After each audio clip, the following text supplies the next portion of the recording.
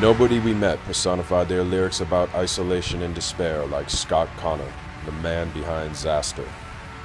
We tracked him down outside of Los Angeles, amid the palm trees of Alhambra, California, an unlikely place as any for a guy who makes such dark, depressive music.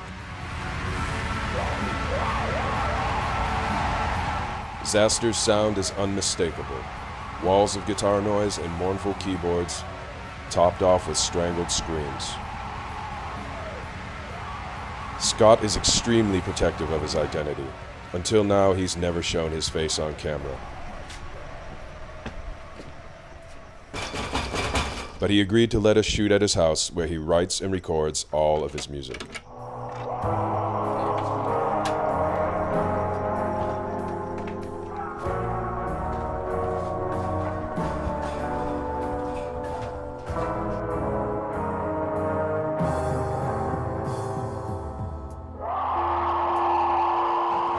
This is the drum set I bought a few years ago. It's not a drum machine, like contrary to popular belief. It's not Fruity Loops or anything like that. Scott has put out almost 24 releases since 1999. And his style has earned xasthur attention outside of the usual circle of black metal fans.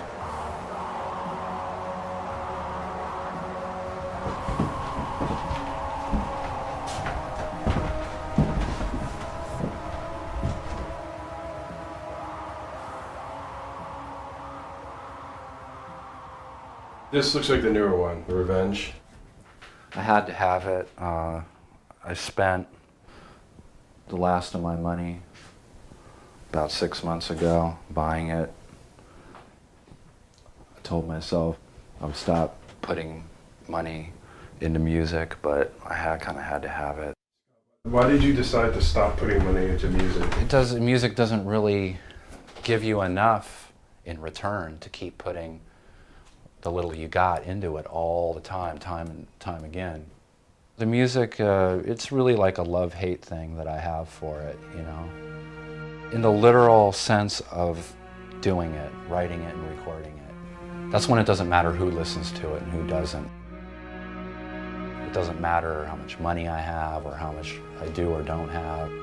Those things don't matter to me at all when I'm literally doing it.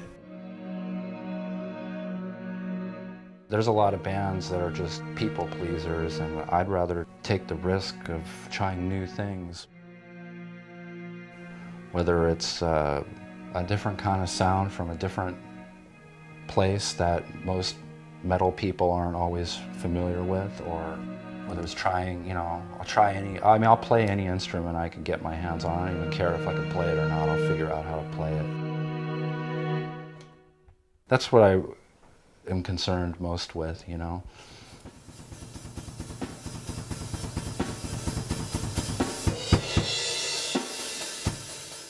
I keep a notebook and a pen by my bed while I'm falling asleep, and I wake up, I write something that's coming to me between the times when you're in and out of sleep, and that's when things come to me the most. What I do is a mirror of my mind, but what's worse is that it's a mirror of other people's minds.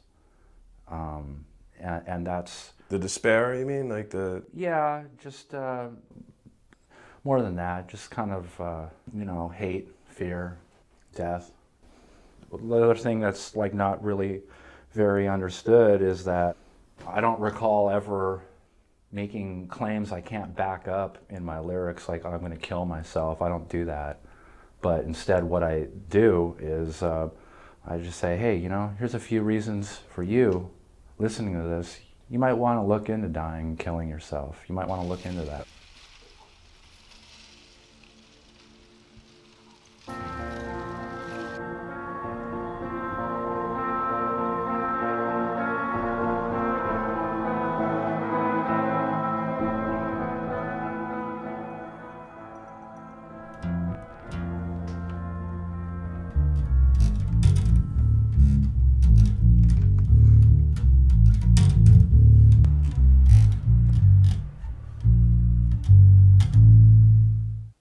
artist that you are because of like all the long hours that you put in of like recording, practicing, creating all the time. You pretty much stay here and that's what you do. Yeah. And this was the way that you dealt with life, is to just stay in, stay alone, record, create? Yeah, for a long time, you know. I had nothing else. That's all I had. I mean, it's all I could count on. It's the only way that I was able to count on myself, too, you know, so. And did you have like any jobs growing up? Did you work? Yeah, I've had a few, you know, on and off. I mean, I don't hold down jobs very well. Do you not like working because it takes away from time about just recording? That's the only part of being unemployed I want to talk about, you know, because Okay. it's just like.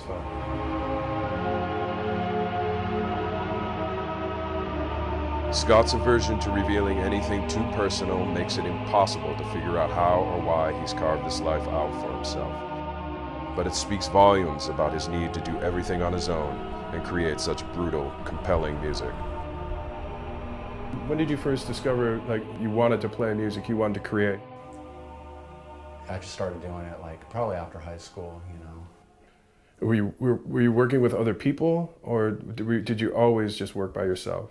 I used to work with other people, but back then, like, nobody wanted to play black metal, and if you explained it to them, they just, you know, nobody wanted to play any kind of music like that. And so the people I would find were people that were not really into it, and I would tell them do it anyway. I even tried to bribe people and, you know, play drums for a couple hours and I'll pay you some money or something. Like, it just didn't work. There was nothing I could do, you know. So You never perform live. Is that why? Why don't you perform live? I know what I put into it, and I know that can't exactly be recreated live. The only way it would work is I'd have to find session people, and I don't really like doing that. I mean, it's just part of one of the things about metal, especially these days. Black metal is just like a lot of bands and musicians, they just recycle the hell out of each other, and I'm not into that. It's not the kind of band that you go to see. It's not like some rowdy, beer-drinking kind of music. That's pretty much why. And I mean, I have another problem too, is like, I do a lot of songs, so I don't really remember how to play half the shit I write.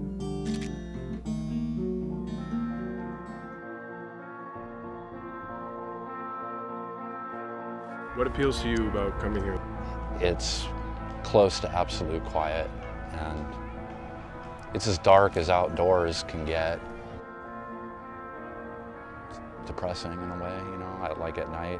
It's just, I don't know, it's like, I don't know what makes it more depressing, the people or the emptiness of it. I'm not quite sure of that, really, you know. But I come here sometimes, you know. So, I mean, do you just not like people? So I just never understood people. I don't think they really ever understood me, and I don't have anything in common with very few people, at least. I don't really see any worth in a lot of people. I find human beings most of the time to be really arrogant, with nothing to be arrogant about. In the back of my mind, I'm always trying to think of ways to knock them off their high horse if I could, you know. But at the same time, when I meet somebody who I think is going to be a piece of shit like everybody else, and they turn out to be a really interesting, amazing person who might even think the same way that I do, I'm really glad about that.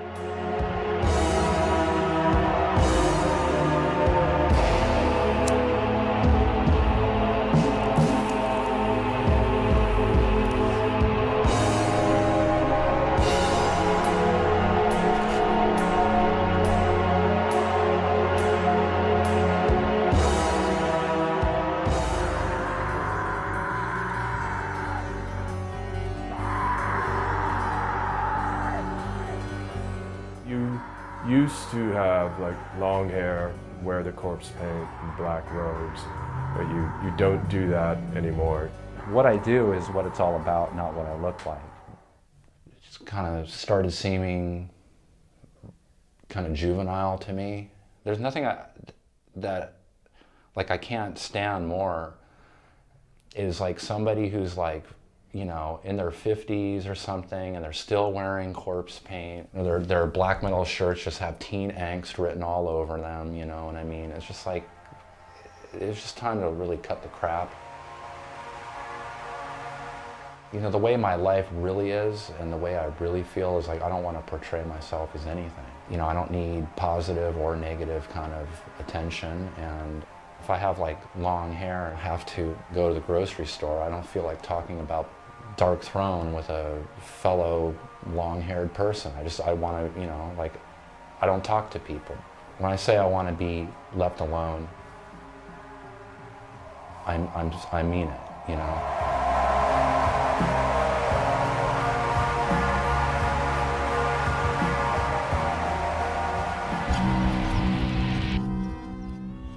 There was a time when I was listening to Telepathic with the Deceased extensively, repetitively. It was during the winter time. It was in Chicago, just bleak, gray, overcast. I wasn't feeling so great, but I would listen to this record every single day, and it made a lot of sense to me. Do you think that's the appeal of that record? Is that who it's made for? I've made a lot of albums during a lot of terrible, awful times, and that one probably was made at a very hard, yeah.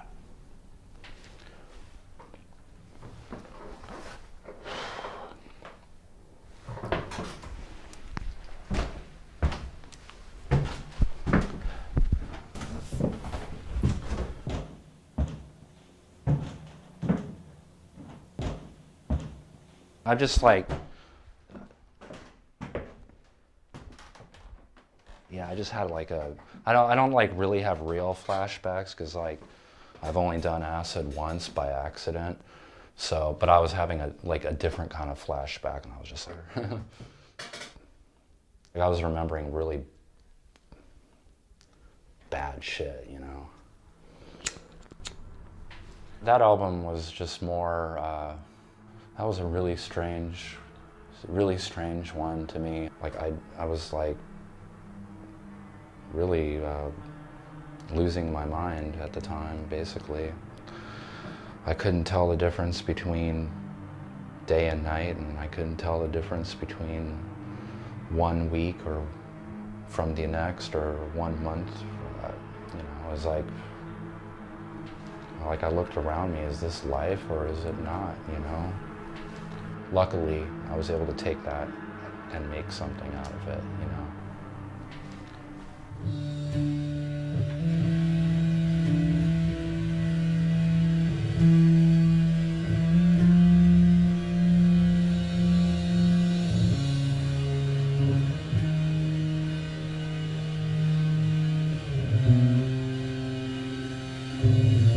I'm realizing more and more that I like a lot of other things, and, you know, like, you know, if I hear music like Lycia or Kansas.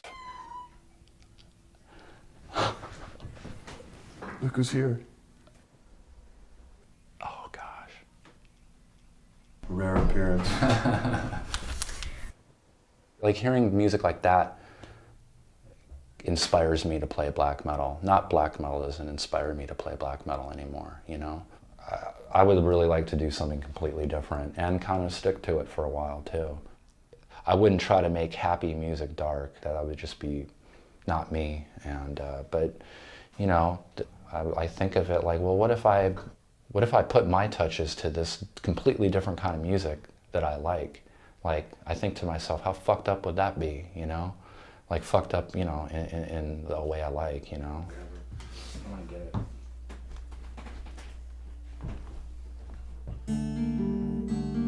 People identify what I've done with black metal, and I'd like to take what I do and turn it into something that doesn't have a name.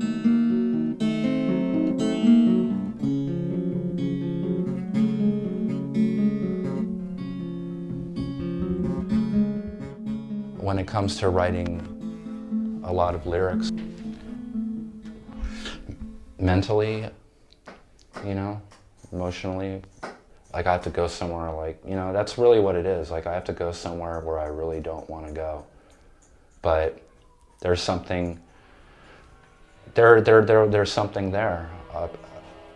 Is it something like that happened in your past that you're trying to, you know, revisit in your own way and figure it out? It's the future. It's the future and it's the past, both, you know. It is, you know. Sometimes I'll step into my own future and past, and I'll step through the eyes of someone else's future and past a lot of time.